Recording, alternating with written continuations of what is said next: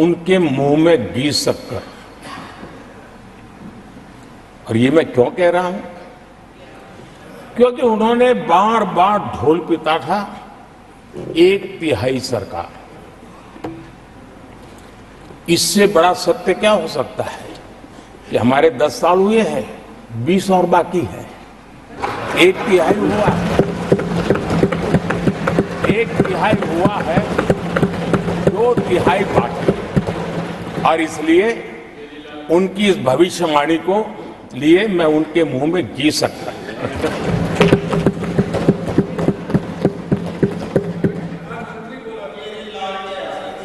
आदरणीय सभापति जी,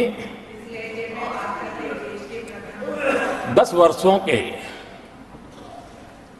अखंड एकनिष्ठ अविरत सेवा भाव से किए हुए कार्य को देश की जनता ने जी भर करके समर्थन दिया है। देश की जनता ने आशीर्वाद दिए हैं। आदरणीय सभापति जी, इस चुनाव में देशवासियों की विवेक बुद्धि पर गर्व होता है, क्योंकि उन्होंने प्रोपेगेंडा को परास्त कर दिया है।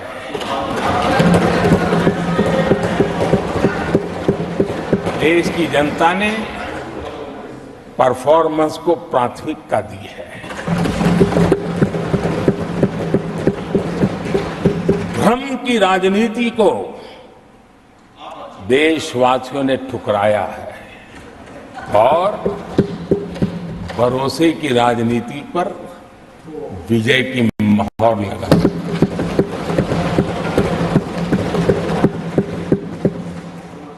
आदरणीय सभापति जी, संविधान के 75वें वर्ष में हम प्रवेश कर रहे हैं। इस सदन के लिए भी ये पड़ाव विशेष है, क्योंकि इसे भी 75 साल हुए हैं और इसलिए एक सुभग संयोग है। आदरणीय सभापति जी, मेरे जैसे बहुत लोग हैं इस देश के सार्वजनिक जीवन में, जिनके परिवार में कोई गांव का सरपंच भी नहीं रहा है, गांव का प्रधान भी नहीं रहा है, राजनीति से कोई सरोकार नहीं रहा है, लेकिन आज अनेक महत्वपूर्ण पदों पर पहुंच करके देश की सेवा कर रहे हैं। और उसका कारण बाबा साहब आम्बेडकर ने जो संविधान दिया है, उसने हम जैसे लोगों को अवसर दिया। और मेरे जैसे अनेक लोग हैं जिनको बाबा साहब आम्बेडकर द्वारा दिए गए संविधान के कारण यहां तक आने का अवसर मिला है और जनता जनार्दन ने उस पर मोहर लगाई, तीसरी बार आने का मौका मिल गया।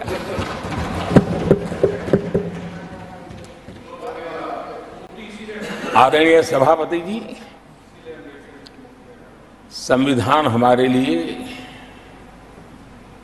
ये कोई आर्टिकल्स का कंपाइलेशन मात्र नहीं है, हमारे लिए उसका स्पिरिट भी और उसके शब्द भी बहुत मूल्यवान है।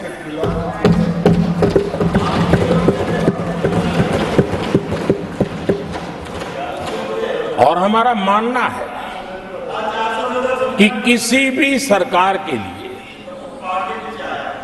किसी भी सरकार के नीति निर्धारण में, कार्यकलापों में हमारा संविधान लाइट हाउस का काम करता है, दिशा दर्शक का काम करता है, हमारा मार्गदर्शन करता है। आदरणीय सभापति जी, मुझे याद है मैंने जब लोकसभा में हमारी सरकार की तरफ से कहा गया कि हम 26 नवंबर को संविधान दिवस के रूप में मनाएंगे, तो मैं हैरान हूं जो आज संविधान की प्रत लेकर के कूदते रहते हैं, दुनिया में लहरते रहते हैं, उन लोगों ने विरोध किया था 26 जनवरी तो है, तो संविधान दिवस क्यों लाए?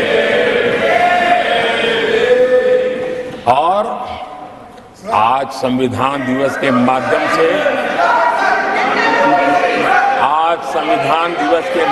से देश के स्कूल कॉलेजेस में संविधान की भावना को, संविधान की रचना में क्या भूमिका रही है, देश के गणमान्य महापुरुषों ने संविधान के निर्माण में किन कारणों से कुछ चीजों को छोड़ने का निर्णय किया, किन कारणों से कुछ चीजों का स्वीकार करने का निर्णय किया, इसके विषय में हमारे स्कूल कॉलेजेस में विस्तार से चर्चा हो, निबंध स्पर्धाएं हो, चर्चा सभाएं हो, एक व्यापक रूप से संविधान के प्रति आस्था का भाव जगे और संविधान के प्रति समझ विकसित हो। देशवासियों के लिए आने वाला पूरा कालखंड संविधान हमारी सबसे बड़ी प्रेरणा रहे, इसके लिए हम कोशिश करते रहे हैं। और अब जब 75 वर्ष में प्रवेश कर रहे हैं तो हमने इसे एक जन उत्सव के रूप में राष्ट्रव्यापी उत्सव मनाने का तय किया और इससे देश के कोने कोने में संविधान की भावना को, संविधान के पीछे जो मकसद है उसके विषय में भी देश को अवगत कराने का प्रयास है। आदरणीय सभापति जी,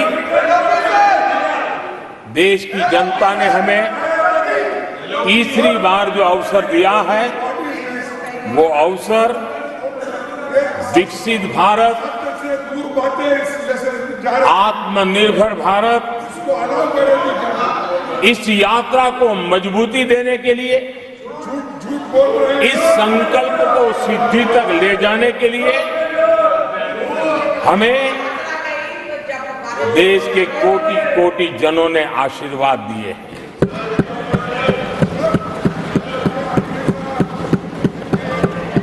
आदरणीय सभापति जी,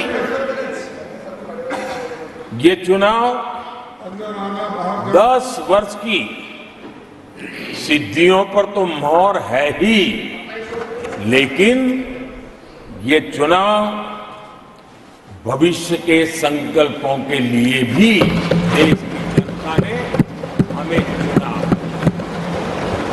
क्योंकि देश की जनता का एकमात्र भरोसा हम पर होने के कारण आने वाले सपनों को, संकल्पों को सिद्ध करने के लिए हमें अवसर दिया।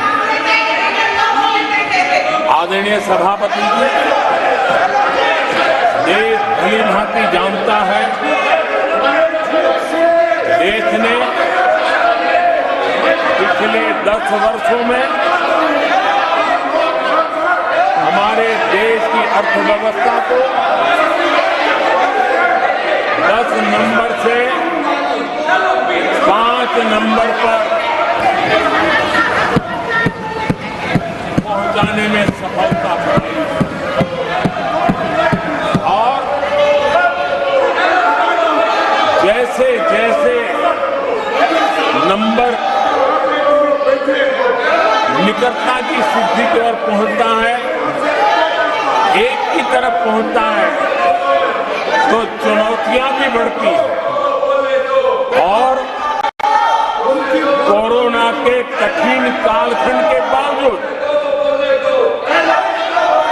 संघर्ष की वैश्विक परिस्थितियों के बावजूद, तनाव के वातावरण के बावजूद भी हम हमारे देश की अर्थव्यवस्था को 10 नंबर से आज विश्व में 5 नंबर पर पहुंचाने में सफल।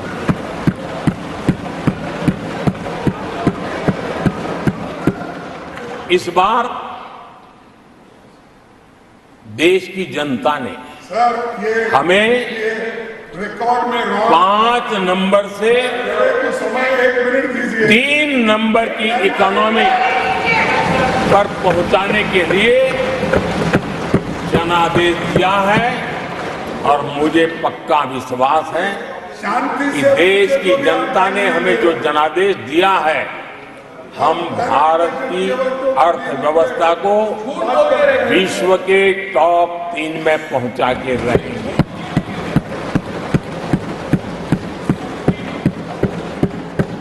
मैं जानता हूं आदरणीय सभापति जी, यहां कुछ ऐसे विद्वान हैं जो ये मानते हैं कि इसमें क्या है, ये तो होने ही वाला है, ये तो अपने आप तीसरे नंबर पे पहुंचने वाली है, ये तो अपने आप हो ही जाएगा, ऐसे विद्वान हैं। अब ये लोग ऐसे हैं जिन्होंने ऑटो पायलट मोड पे सरकार चलाने का या तो रिमोट पायलट पर सरकार चलाने का उनको आदी है, इसलिए वो कुछ करना धरने में विश्वास नहीं करते हैं। वो कुछ करने धरने में विश्वास नहीं करते, वो इंतजार करना जानते हैं। लेकिन हम परिश्रम में कोई कमी नहीं रखेंगे।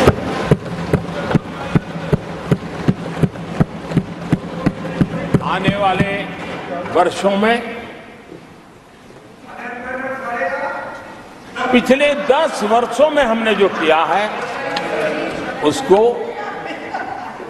गति भी बढ़ाएंगे, उसका विस्तार भी बढ़ाएंगे और गहराई भी होगी, ऊंचाई भी होगी और हम इस संकल्प को पूरा करेंगे। आदरणीय सभापति जी, चुनाव के दरमियान मैं देशवासियों को कहता था कि जो 10 साल हमने काम किया है, हमारे जो सपने और संकल्प है उसके हिसाब से तो ये एपेटाइजर है, मेन कोर्स तो अभी शुरू हुआ।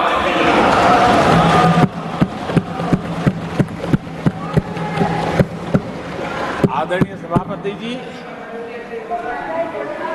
आने वाले 5 साल मूल सुविधाओं के सैचुरेशन के और हम एक सामान्य नागरिक की जो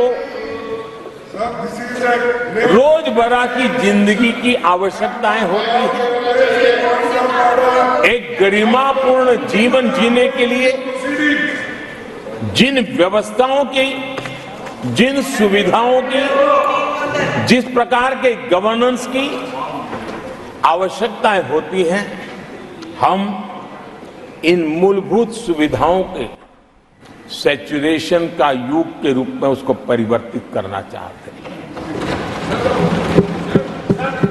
आदरणीय सभापति जी, आने वाले 5 वर्ष गरीबों के खिलाफ निर्णायक लड़ाई के हैं। आने वाले 5 वर्ष गरीबी के खिलाफ गरीबों की लड़ाई, और मैं मानता हूं गरीब जब गरीबी के खिलाफ लड़ाई के लिए एक सामर्थ्य के साथ खड़ा हो जाता है तो गरीबों की गरीबी के खिलाफ की लड़ाई सफलता को प्राप्त करती है। और इसलिए आने वाले 5 साल गरीबी के खिलाफ लड़ाई के निर्णायक वर्ष है और यह देश गरीबी के खिलाफ लड़ाई में विजयी होकर के रहेगा। ये पिछले 10 साल के अनुभव के आधार पर मैं बहुत विश्वास से कह सकता हूं।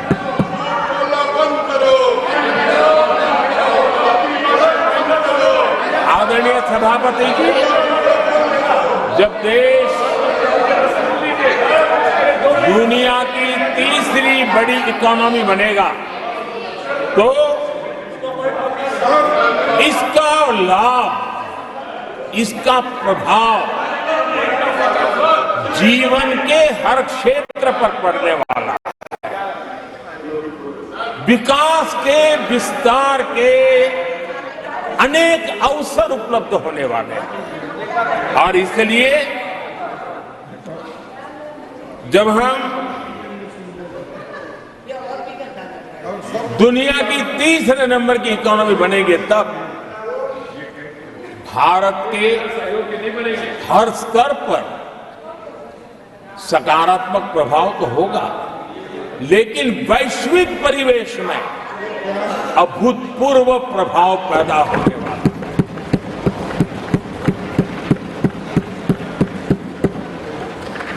आदरणीय सभापति जी, हम आने वाले कालखंड में नए स्टार्टअप्स का,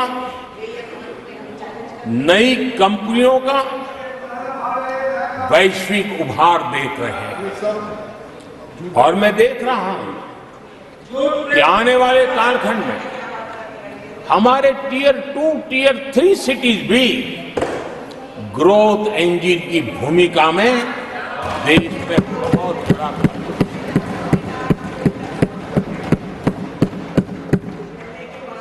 आदरणीय सभापति जी, ये शताब्दी टेक्नोलॉजी ड्रिवन शताब्दी और इसलिए हम कई नए सेक्टर्स में नए फुटप्रिंट्स भी अवश्य रूप से देखेंगे। आदरणीय सभापति जी, आने वाले 5 साल में पब्लिक ट्रांसपोर्ट में बहुत तेजी से बदलाव आने वाला है और इसका लाभ भारत के कोटि-कोटि जनों को जल्द से जल्द मिले, उस दिशा में हम गंभीरता से आगे बढ़ना चाहते हैं। आदरणीय सभापति जी, भारत की विकास यात्रा में हमारे छोटे शहर, चाहे खेल जगत हो, चाहे शिक्षा जगत हो, चाहे इनोवेशन हो, चाहे पेटेंट की रजिस्ट्री हो, मैं साफ देख रहा हूं कि हमारे छोटे छोटे शहर, हजारों की तादाद में से शहर भारत में एक विकास का नया इतिहास गढ़ने वाले हैं।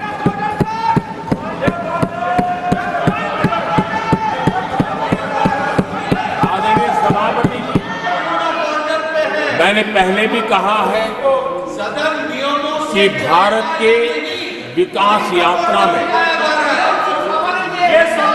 4 प्रमुख स्तंभ हैं। उसका सशक्तिकरण, उनको अवसर, ये बहुत बड़ी ताकत देने वाले हैं। शांति के साथ आदरणीय सभापति जी, हमारे देश के किसान, हमारे देश के गरीब, हमारे देश के युवा और हमारे देश की नारी शक्ति, आदरणीय सभापति जी, हमने हमारी विकास यात्रा में हमारा जो फोकस है उसको हमने रेखांकित किया है। आदरणीय सभापति जी, यहाँ भी कई साथियों ने खेती और किसानी को लेकर के हर एक ने विस्तार से अपने विचार रखे हैं। और अनेक बातें सकारात्मक रूप से भी रखी है। मैं किसानों को लेकर सभी सदस्यों को और उनकी भावनाओं का आदर करता हूं। बीते 10 वक्त में हमारी खेती हर प्रकार से लाभकारी हो, किसान को लाभकारी हो, उस पर हमने हमारा ध्यान केंद्रित किया है। अनेक योजनाओं से उसको हमने ताकत देने का प्रयास किया है। चाहे फसल के लिए ऋण हो, लगातार नए बीज किसानों को उपलब्ध हो, आज की कीमत उचित हो और फसल बीमा का लाभ पहले की सारी मुसीबतें दूर कर देते किसानों को सरलता से चाहे एमएसपी पर खरीद की बात हो, हमने पुराने सारे रिकॉर्ड तोड़ करके किसानों को लाभ दिया। एक प्रकार से बीज से बाजार तक हमने किसानों के लिए हर व्यवस्था को बहुत माइक्रो प्लानिंग के साथ मजबूती देने का भरपूर भरसक प्रयास किया है और व्यवस्था को हमने चाक चौबंद किया है। आदरणीय सभापति जी, पहले हमारे देश में छोटे किसानों को किसान क्रेडिट कार्ड लोन पाना करीब करीब न के बराबर था, बहुत मुश्किल था। जबकि उनकी संख्या सबसे अधिक आज हमारी नीतियों के कारण, किसान क्रेडिट कार्ड के विस्तार के कारण, आदरणीय सभापति हमने किसानी को एक व्यापक स्वरूप में देखा है और उस व्यापक स्वरूप में हमने किसान क्रेडिट कार्ड पशुपालकों और मछुआरों को किसान क्रेडिट कार्ड का हमने लाभ मुहैया कराया है। और इसके कारण हमारे किसानों का खेती के काम को, उसके विस्तार को भी मजबूती दी है। उस दिशा में भी हमने काम किया। आदरणीय सभापति,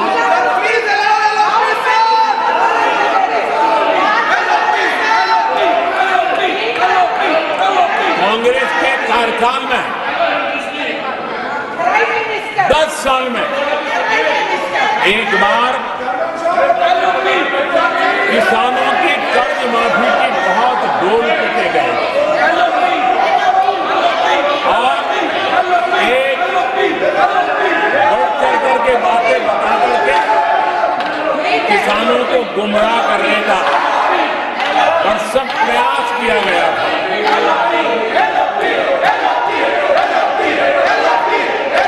और 7,000 करोड़ की कर्ज माफी, उसका इतना हल्ला मचाया था और एक अनुमान था कि उसके लाभार्थी करीब देश के 3 करोड़ किसान थे।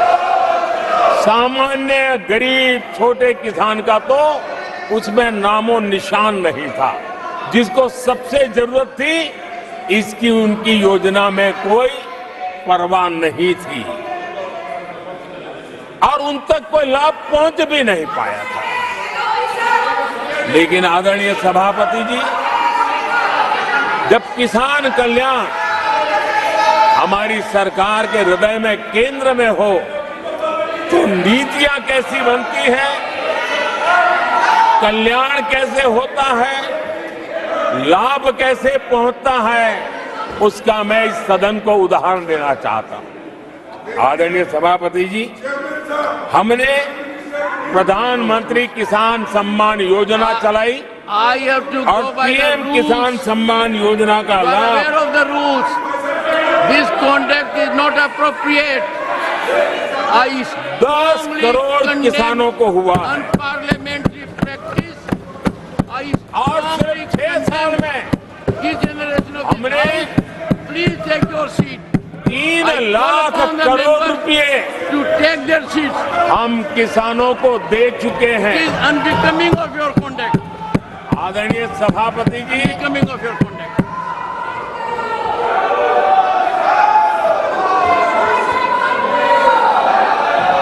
आदरणीय सभापति जी, देश देख रहा है, झूठ फैलाने वालों की सत्य सुनने की ताकत भी नहीं होती।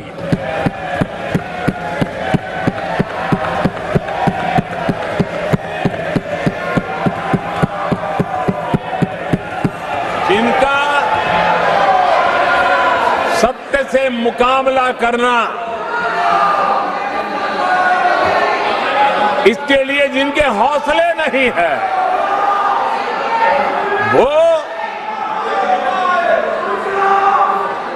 बैठ करके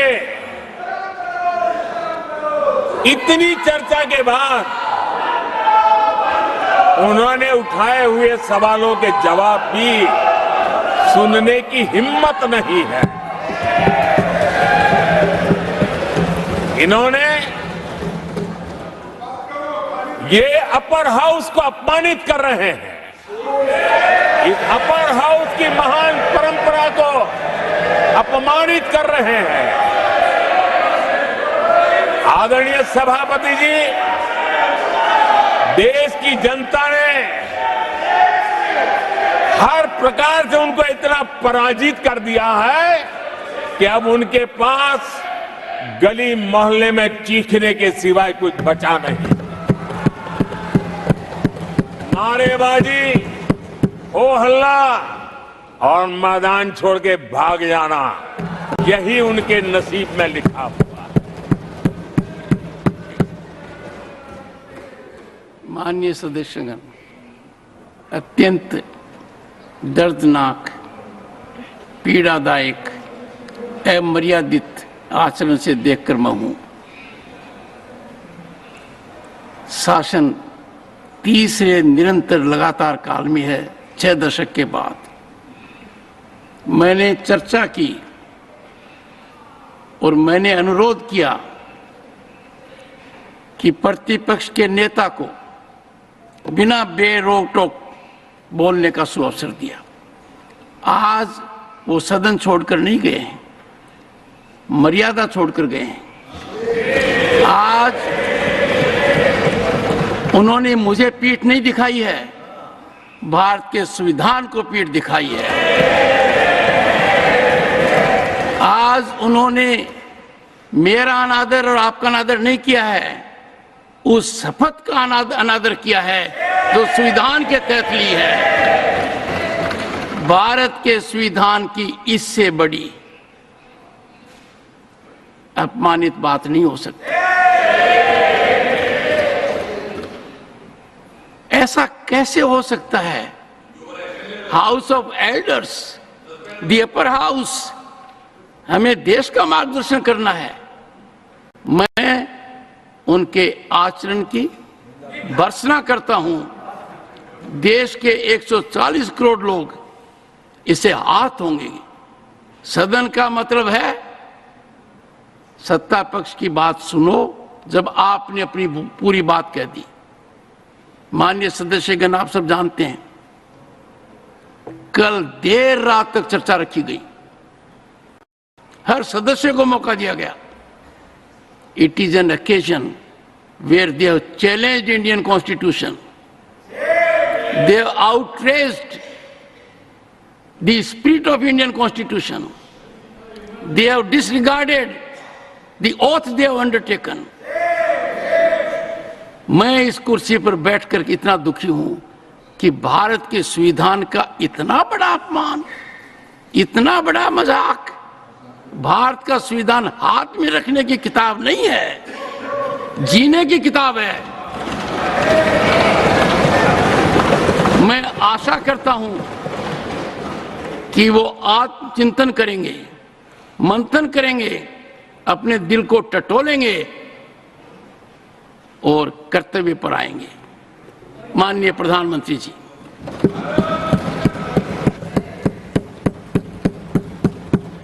आदरणीय सभापति जी, आपकी वेदना मैं समझ सकता हूं। ये 140 करोड़ देशवासियों ने जो निर्णय दिया है, जो जनादेश दिया है, इसे ये पचा नहीं पा रहे हैं और कल उनकी सारी हरकतें फेल हो गई तो आज उनका वो लड़ाई लड़ने का भी हौसला नहीं था और इसलिए वो मैदान छोड़ करके भाग गए हैं। आदरणीय सभापति जी, मैं तो कर्तव्य से बंधा हुआ हूं और न ही मैं यहां कोई डिबेट पे स्कोर करने के लिए आया हूं। मैं तो देश का सेवक हूं, देशवासियों को मेरा हिसाब है। देश की जनता को मेरे पल पल का हिसाब देना, मैं उसे अपना कर्तव्य मानता हूं।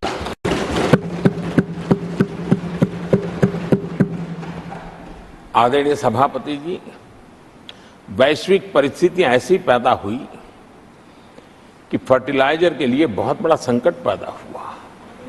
हमने देश के किसान को मुसीबत में नहीं आने दिया और हमने करीब करीब 12 लाख करोड़ रुपया फर्टिलाइजर में सब्सिडी दी है और जो भारत के आजादी के इतिहास में सर्वाधिक है और उसी का परिणाम है कि हमारे किसान को फर्टिलाइजर का इतना बड़ा बोझ उस तक हमने जाने नहीं दिया। सरकार ने अपने कंधे पर उसको उठा लिया है। आदरणीय सभापति जी, हमने एमएसपी में भी रिकॉर्ड बढ़ोतरी की है। इतना ही नहीं, खरीद के भी नए रिकॉर्ड बनाए हैं।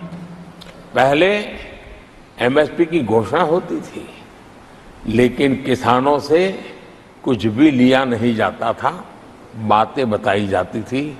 पहले की तुलना में अनेक गुना ज्यादा खरीदी कर करके हमने किसानों को सामर्थ्यवान बनाने का प्रयास किया।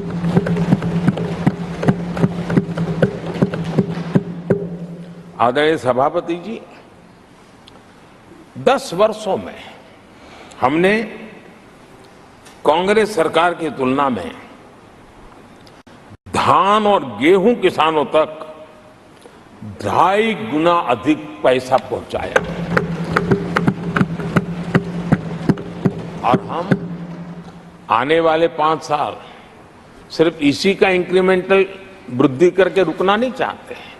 हम नए नए क्षेत्रों को, उन कठिनाइयों का अध्ययन करके उसकी मुक्ति के लिए प्रयास कर रहे हैं और इसलिए आदरणीय सभापति जी, अन्न भंडारण का विश्व का सबसे बड़ा अभियान हमने हाथ लिया है और लाखों की तादाद में विकेंद्रित व्यवस्था के तहत अन्न भंडारणों की रचना करने की दिशा में काम चल पड़ा है। फल और सब्जी एक ऐसा क्षेत्र है, हम चाहते हैं किसान उस तरफ मुड़े और उसके भंडारण के लिए भी एक व्यापक इंफ्रास्ट्रक्चर की दिशा में हम काम कर रहे हैं। आदरणीय सभापति जी, सबका साथ, सबका विकास, इस मूल मंत्र को लेकर के हमने देश सेवा की हमारी यात्रा को निरंतर विस्तार देने का प्रयास किया है। देशवासियों को गरिमापूर्ण जीवन देना ये हमारी प्राथमिकता रही है। आजादी के बाद अनेक दशकों तक जिनको कभी पूछा नहीं गया, आज मेरी सरकार उनको पूछती तो है, उनको पूजती भी है।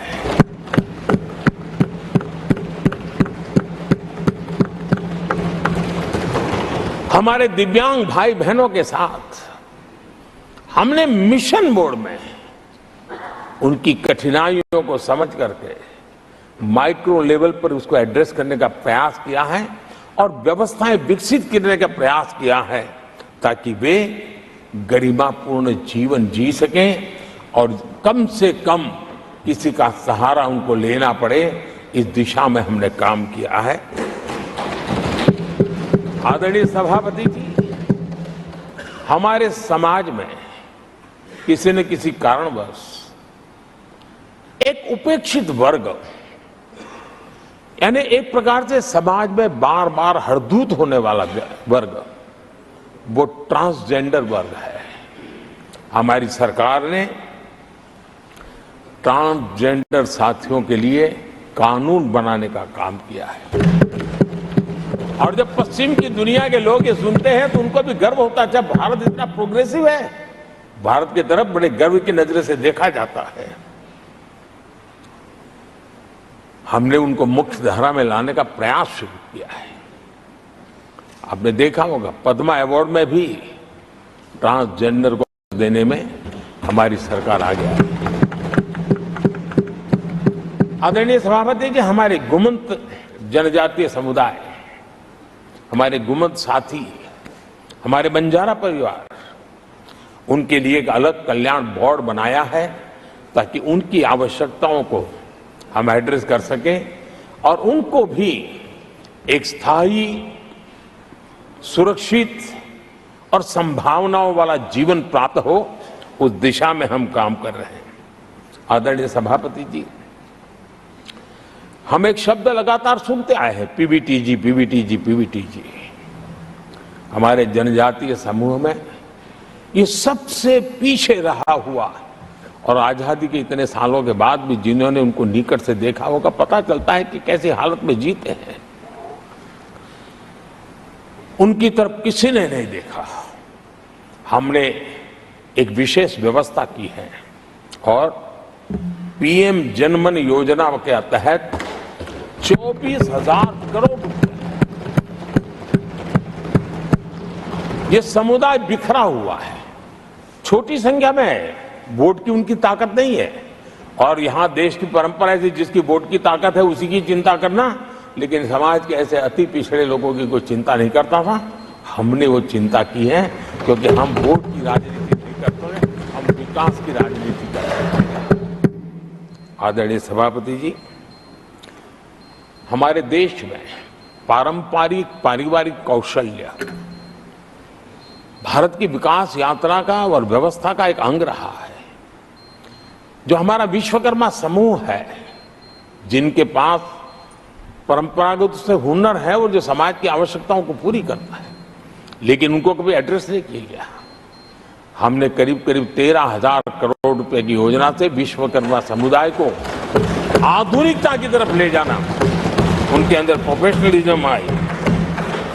आदरणीय सभापति जी, गरीबों के नाम पर बैंकों का राष्ट्रीयकरण तो कर दिया गया था, लेकिन मेरे रेहड़ी पटरी वालों को कभी बैंक के दरवाजे तक देखने की हिम्मत नहीं होती थी, हालत थी। पहली बार देश में पीएम स्वनिधि योजना के तहत रेहड़ी पटरी वालों की चिंता की गई है और आज वो ब्याज के कुचक्र से बाहर आकर के अपने परिश्रम से और ईमानदारी से जो रेहड़ी पटरी वालों को बैंकों से लोन मिले हैं, वे लगातार, बैंक वाले भी खुश हैं, लेने वाले भी खुश हैं। और जो कल फुटपाथ पर रेहड़ी बैठता था, आज एक छोटी दुकान दिशा में बनाने की दिशा में आगे बढ़ रहा है। जो पहले खुद मजदूरी करता था, आज एक आध दो को रोजगार देने की दिशा में काम कर रहा है। और यही कारण है कि गरीब हो, दलित हो, पिछड़े हो, आदिवासी हो, महिला हो, उन्होंने हमारा भारी समर्थन किया है। आदरणीय सभापति जी, हम विमेन लेड डेवलपमेंट की बात करते हैं। दुनिया के प्रगतिशील देशों के लिए भी विमेन डेवलपमेंट तो बहुत स्वाभाविक स्वीकार करते हैं, लेकिन विमेन लेड डेवलपमेंट की बात करते हैं तो उनके भी उत्साह में थोड़ी कमी नजर आती है। ऐसे समय भारत ने नारा नहीं, निष्ठा के साथ विमेन लेड डेवलपमेंट की ओर कदम बढ़ाए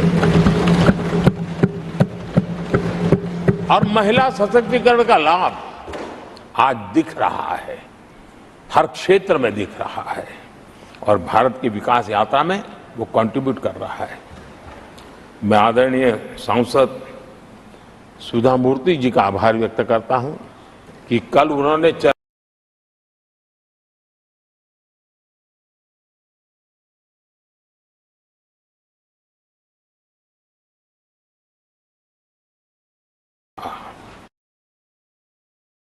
एक बात ये भी बड़ी इमोशनल बताई थी कि मां अगर चली गई तो उसका कोई फिर नहीं मिल सकती। ये भी बड़ी भावात्मकता से उन्होंने बताया था।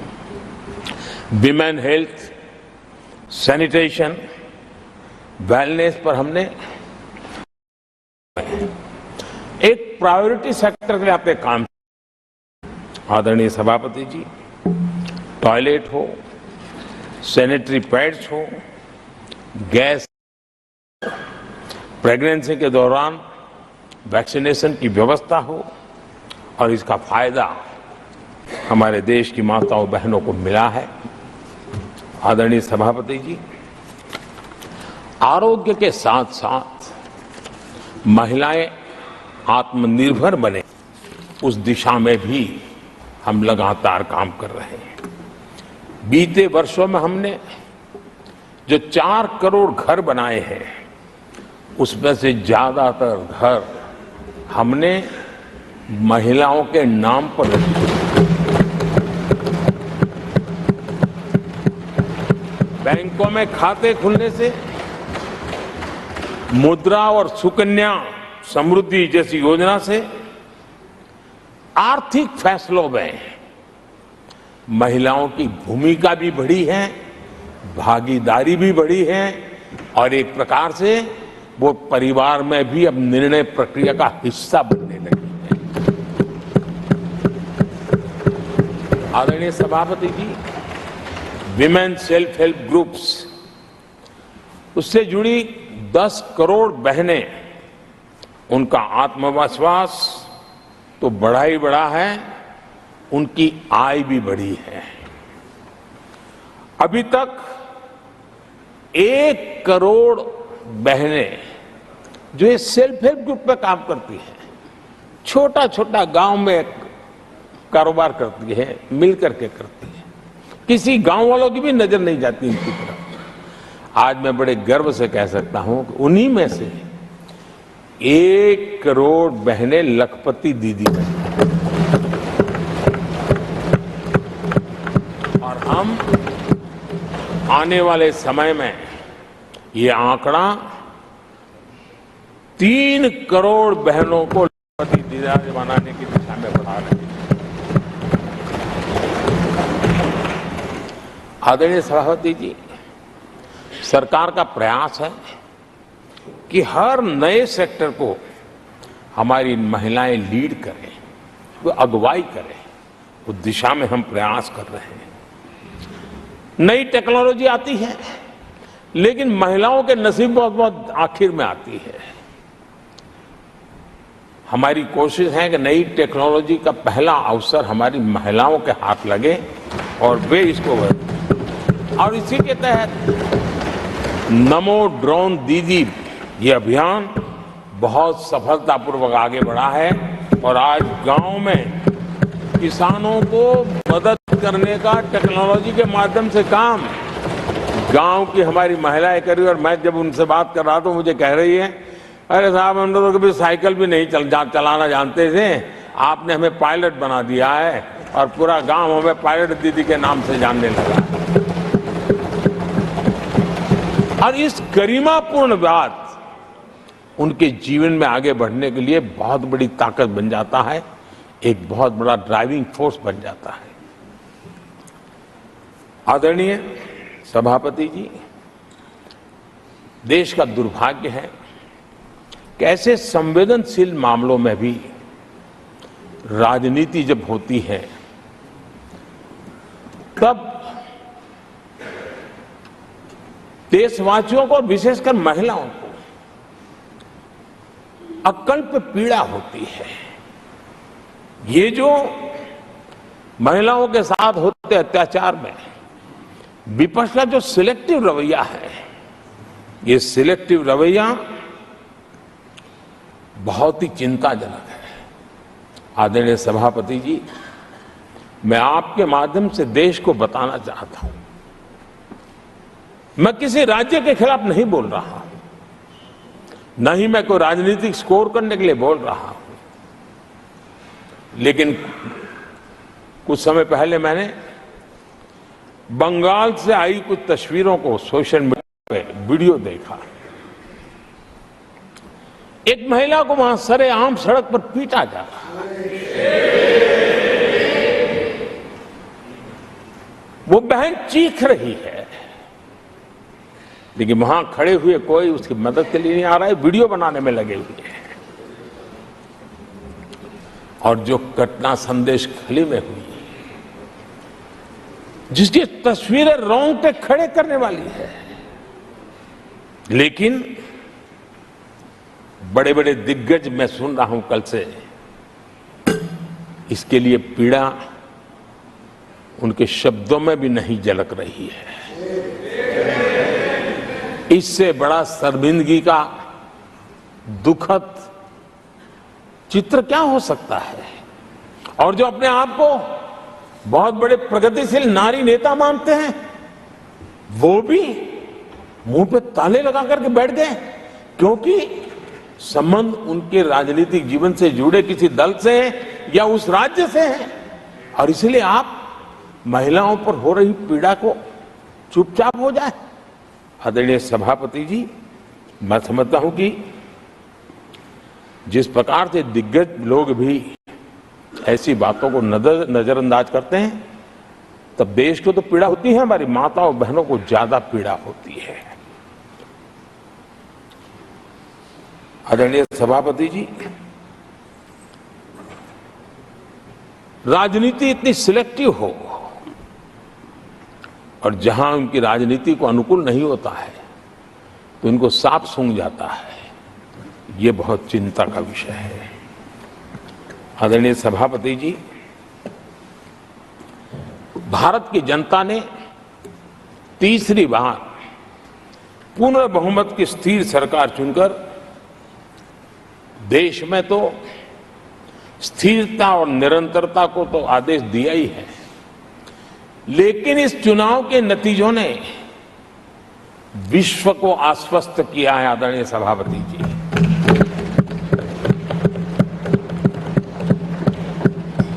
और इस नतीजों के कारण भारत विश्व भर के निवेशकों के लिए एक बहुत बड़ा आकर्षण का केंद्र बनकर के उभर रहा है। इफ्स और बट्स का समय पूरा हो चुका है और भारत में विदेश का निवेश भारत के नौजवानों के लिए रोजगार के नए अवसर लेके आता है, भारत के युवाओं की टैलेंट को विश्व के मंच पर ले जाने का एक अवसर बन जाता है। आदरणीय सभापति जी, Honorable Prime Minister, honorable members, the reply to the discussion on the motion of thanks on the President's address is underway. If the House agrees, the lunch hour may be dispensed with to conclude the discussion. Do I have the leave of the House to dispense with the lunch hour today? Honourable prime minister, आदरणीय सभापति जी। आपने मुझे भी एक मौका दिया है जो मेरे से पहले एक चेयरमैन को ही मिला है, to listen to the prime minister in his third term replying to the president's address.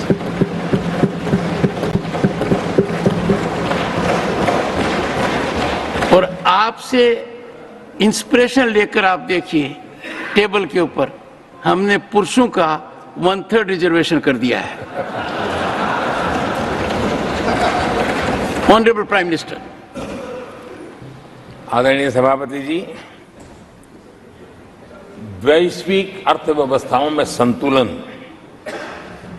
जो चाहते हैं, उनका भारत का ये विजय उनके लिए एक बहुत बड़ी नई आशा लेकर के आया है।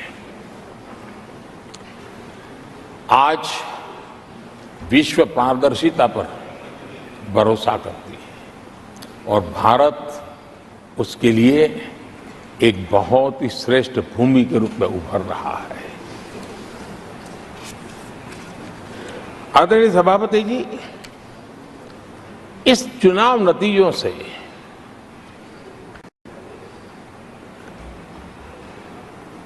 जो कैपिटल मार्केट है उसमें तो उछाल नजर आ ही रहा है, लेकिन दुनिया में भी बहुत बड़ा उमंग और आनंद का माहौल है।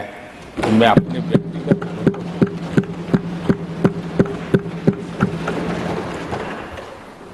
लेकिन इस बीच हमारे कांग्रेस के लोग भी खुशी में मगन हैं। मैं समझ नहीं पाता हूं कि ये खुशी का कारण क्या है, और इस पर कई सवाल है। क्या ये खुशी हार की हैट्रिक पर है? क्या ये खुशी नर्वस 90 के शिकार होने पर है? क्या ये खुशी एक और असफल लॉन्च की है? आदरणीय सभापति जी, मैं देख रहा था ये उत्साह उमंग से खड़गे जी भी बड़े नजर आ रहे थे, लेकिन शायद खड़गे जी ने उनकी पार्टी की बड़ी सेवा की है, क्योंकि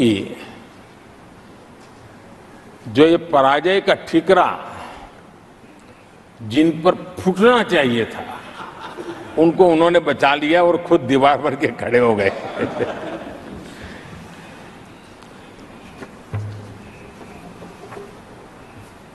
और कांग्रेस का रवैया ऐसा रहा है कि जब जब ऐसी परिस्थिति आती है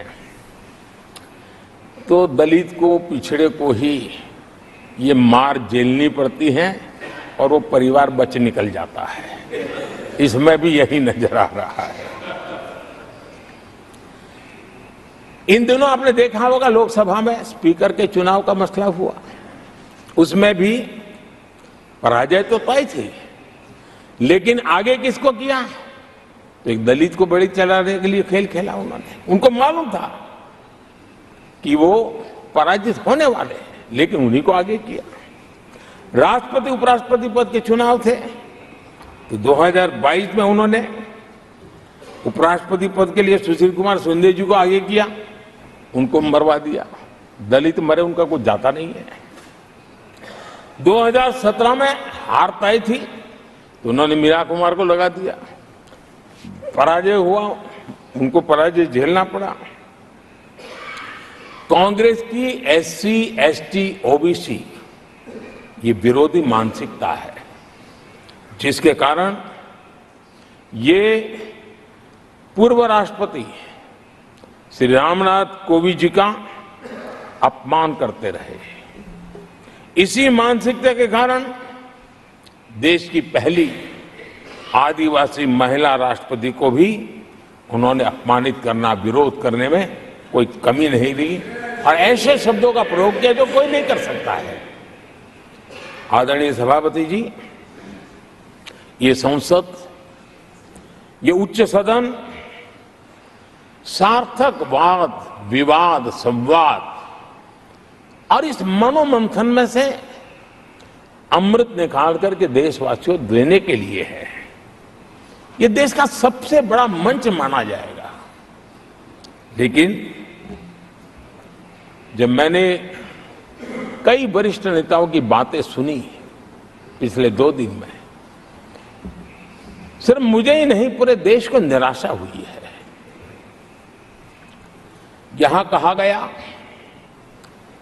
कि ये देश के इतिहास का पहला चुनाव था जिसका मुद्दा संविधान की रक्षा था।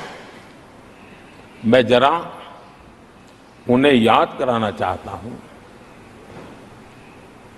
क्या अब भी एक फेक नैरेटिव चलाते रहोगे क्या आप भूल गए 1977 का चुनाव? अखबार बंद थे, रेडियो बंद थे, बोलना भी बंद था और एक ही मुद्दे पर देशवासियों ने वोट किया था। लोकतंत्र की पुनर्स्थापना के लिए वोट किया था।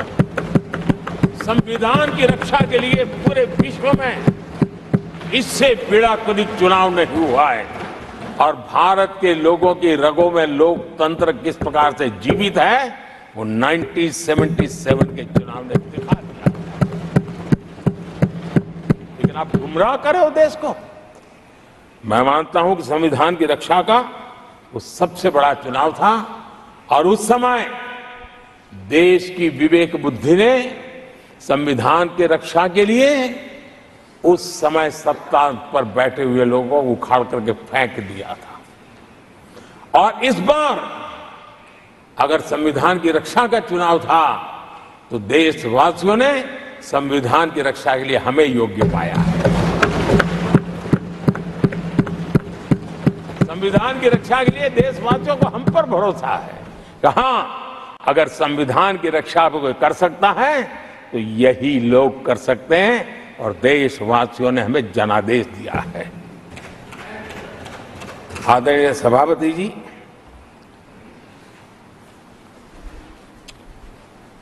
जब खड़गे जी ऐसी बातें बोलते हैं तो जरा पीड़ादायक लगता है, क्योंकि इमरजेंसी के दौरान संविधान पर जो जुल्म हुआ, जो बुलडोजर चलाया गया संविधान के ऊपर, लोकतंत्र की धज्जियां उड़ा दी गई, तब उसी दल के महत्वपूर्ण नेता के रूप में उनके साक्षी है, फिर भी सदन को गुमराह कर रहे हैं। आदरणीय सभापति जी, आपातकाल को मैंने बहुत निकट से देखा है।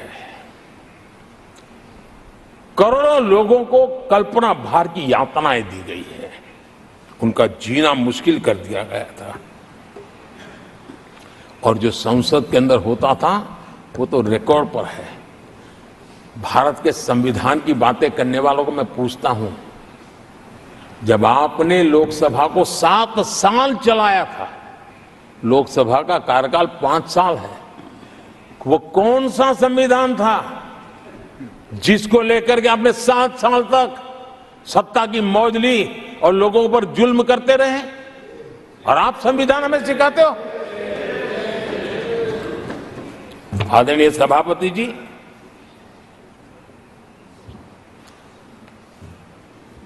दर्जनों आर्टिकल्स पर,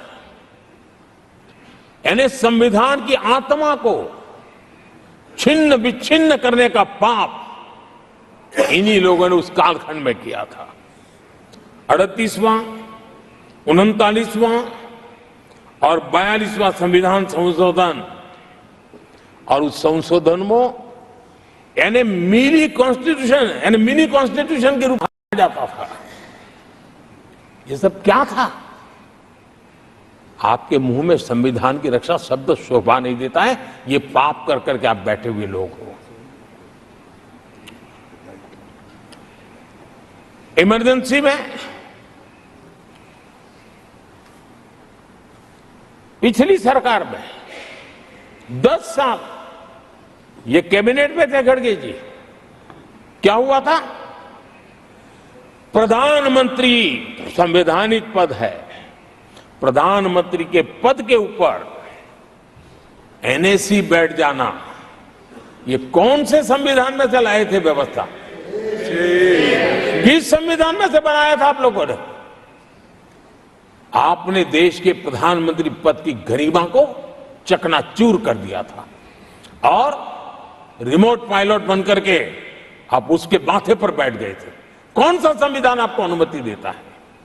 आदरणीय सभापति जी, जरा ये बताएं हमको, वो कौन सा संविधान है जो एक सांसद को कैबिनेट के निर्णय को सार्वजनिक रूप से फाड़ देने का हक दे देता है? वो कौन सा संविधान था? किस हैसियत से फाड़ा गया था? आदरणीय सभापति जी, हमारे देश में लिखित रूप में प्रोटोकॉल की व्यवस्था है। राष्ट्रपति, उपराष्ट्रपति, प्रधानमंत्री, स्पीकर सब कैसे कहां होते हैं?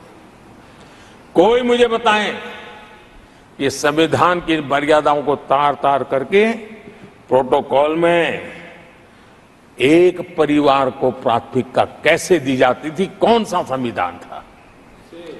संवैधानिक पदों पर बैठे हुए लोगों बाद में, एक परिवार के लोग पहले। कौन से संविधान की मर्यादा रखी थी आपने? और आज